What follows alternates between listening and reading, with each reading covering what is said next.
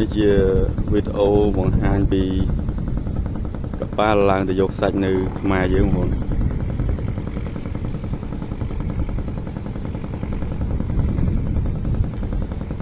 ចេញទៅមកព្រឹកមុននឹងម៉ោង 9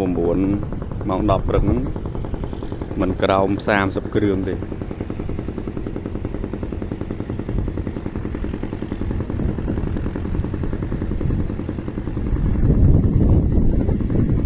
ក្នុងមួយគ្រឿងចំណុះជាង 1000 គីបមានក្រោម 1000 គីបនេះគឺតិចណាស់